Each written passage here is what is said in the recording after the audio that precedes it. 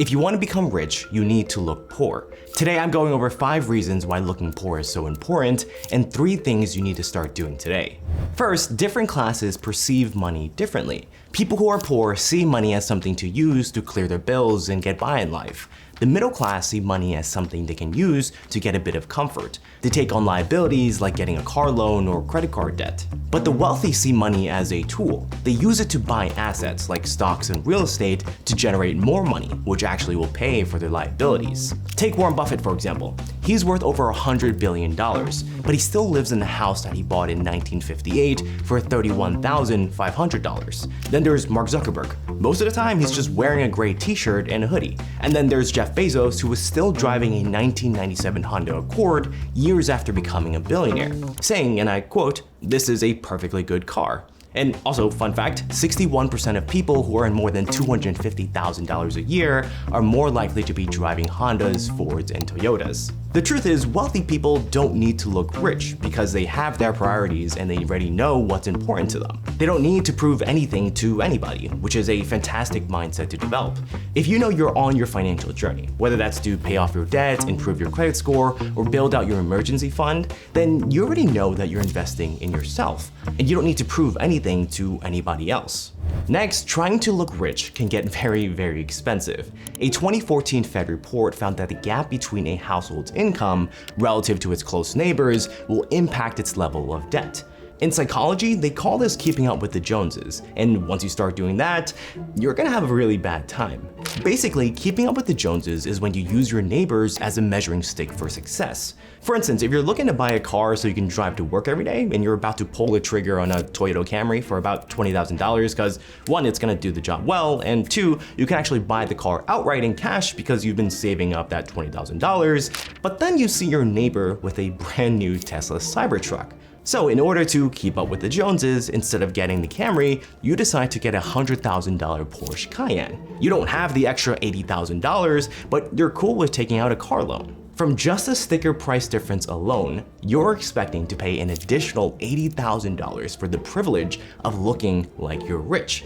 But then there's gonna be hundreds of dollars in monthly interest payments and insurance, thousands in maintenance costs, and 60% depreciation in value. Over time, that $100,000 Porsche Cayenne is gonna cost you over $150,000. When everyday people sacrifice their financial goals and take on debt just to buy a luxury product, it's gonna be really tough to get out of the debt spiral. As of 2023, the average American has about $6,000 in credit card debt. So if your credit card bill is $6,000 and your credit card has a 24% interest rate and you only make the minimum payments every month, it's gonna take you over 25 years to pay off your debt of $17,332, which is nearly 3 times the original $6,000 amount thanks to interest. But paying that off isn't even the worst part. The bigger loss is the opportunity cost. Basically, the money you spend on something is money not spent on something else. So spending $80,000 more on a nicer car means you can't invest that $80,000 in something like the stock market. If you invested that money instead in the S&P 500 with an average rate of return of 10%, you'd have over $200,000 in just 10 years. Enough to buy 2 Porsche Cayennes outright, 1 to drive and 1 to keep as a trophy to shove in your neighbor's face. But succumbing to societal pressures to look wealthy doesn't just lead to a spiral of debt, it can also cost you your most valuable thing, your peace of mind and your mental health. A 2023 study found that the bigger the wealth gap in a neighborhood, the worse their mental health is. In psychology, they explain this with the social comparison theory. Basically, people don't necessarily feel bad or sad because of their income, whether they make $30,000 or $150,000 a year. Rather, their feelings of sadness are relative to the income of those around them. Like you could be earning 6 figures a year, you have a decent chunk of savings, and you have your own house, but if you associate with or live around multimillionaires who own multiple vacation homes, chances are you're gonna be much more unhappy than if you were a broke college kid living in a shared apartment with other broke college kids. According to the social comparison theory, it's human nature to always compare ourselves to something else, whether that's strangers, families, or even neighbors. The problem is, constantly comparing yourself with negativity will impact your mental health and your personal happiness because there will always be someone wealthier than you. And just speaking about mental health, I want to talk about something personal. Like many of you, I didn't grow up with money. My parents did everything they could to save. They bought my clothes in a bigger size so I can wear it years later, and I realized that growing up without money, you start to build a lot of financial baggage and trauma that negatively impacts you later in life. But what I think is really helpful is therapy, which can give you the strategies to work through this. That's why I'm excited to talk about today's sponsor, BetterHelp. BetterHelp's mission is to make therapy more affordable and accessible. Finding a therapist can be tough, especially when you're limited to the options in your area. BetterHelp is a platform that makes finding a therapist easier because it's online, it's remote. And by filling out a few questions, BetterHelp can match you to a professional therapist in as little as a few days. It's easy to sign up and get matched with a therapist. Check out the link below. It's betterhelp.com/Vincent Chan. Clicking that link supports the channel, but more importantly, gets you 10% off your first month of BetterHelp. And because finding a therapist is a little like dating, if you don't really fit with that therapist, you can easily switch to a new therapist at no additional cost, without stressing about insurance or who's in your network. If you ever went through or are going through a hard time, consider online therapy with BetterHelp. Click the link in the description or visit betterhelp.com/Vincent Chan. Thanks again to BetterHelp for supporting this video. Next, trying to look wealthy will make things more expensive for you. A 2018 study asked people how much they would charge a potential client for their services. Some people were shown a photo of the potential client who looked really fancy and wealthy, and some were shown the same exact person, but this time just a bit more casually. Overwhelmingly, participants quoted the potential client who looked really wealthy a significantly higher price for the same exact service.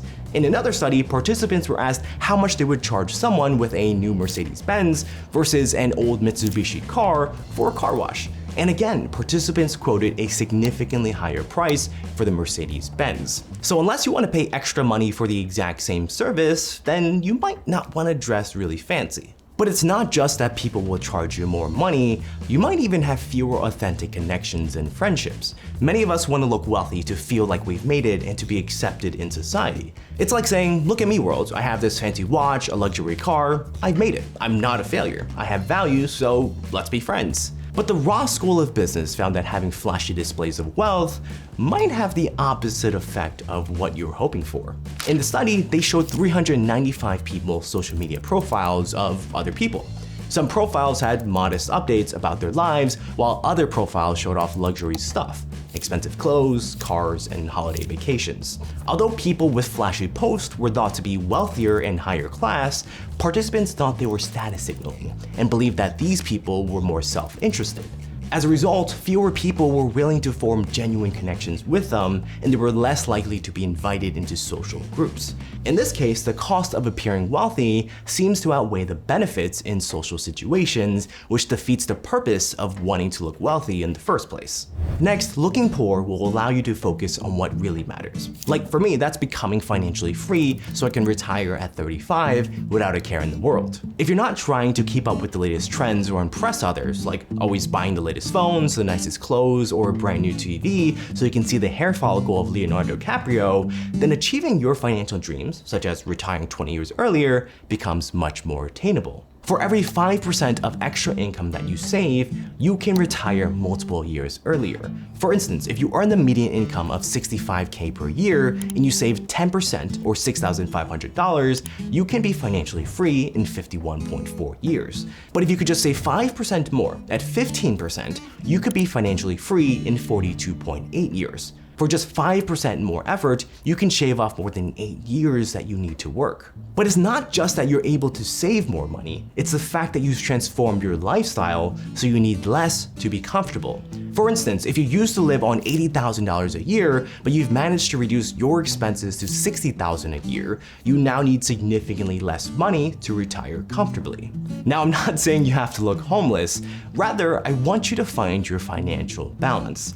And here are 3 things that helped me a lot with this. First, shift your mindset from wanting to have things to show that you're successful to wanting to achieve your financial dreams. I want you to make that financial dream that you want to be your measuring stick for success. Because at that point, if you're working towards your dreams or you're already there, it doesn't really matter what anybody else thinks about you. For instance, like I mentioned earlier, one of my financial dreams is to become financially free. For me, that's when I know that I've achieved success. I couldn't care less about what what anyone else thinks of me, because I know at that point, I can help my parents out financially when they need it, I could travel the world whenever I want, and I could attend my future kids' events, like their sporting events or their concerts or theater performances, without ever having to say, sorry, work got in the way. And it's having access to those opportunities is what defines success for me, even if nobody else knows it. If you want to achieve your financial dreams, but you're not really sure what you should do next, I created a free 5-question quiz that will customize your personalized wealth plan. It's completely free, you can get it with the link down below. Next, implement the box strategy. A big reason most people want to look wealthy is that they evaluate their own worth based on how they compare themselves to others. If your friend looks wealthy, then you probably also want to look wealthy to show that you're worth it. The problem is, it's a never-ending cycle of comparison. There will always be someone more successful and wealthier than you. Like Warren Buffett, one of the richest men in the world. He has less money than Bill Gates, and both have less than Jeff Bezos. So instead of this pointless comparison, I want you to use the box strategy. Think about all your past financial accomplishments and put them in a box. Now your objective is to fill up a new box with bigger and better stuff than your old box. This way, rather than comparing yourself to others, you're comparing yourself to your past self, which is a much healthier and more effective strategy. For me, I used to commute 2 hours every single day to go into the office, and I worked 70-hour weeks. I was completely miserable. But today, I've finally achieved the freedom to work on my dream. So sure, I don't have 3 mansions and 6 Lamborghinis, but I'm in a much better place than I was a few years ago, and that makes me really happy. Next, and this leads me to something that you've got to start accepting. Even if you're doing all these steps and you're trying to get better with your finances, sometimes you might still feel like you're not doing it enough. And this might be because you don't know the middle-class habits that keep people in the rat race. Click here to find out if you're committing these middle-class habits and what you need to do instead.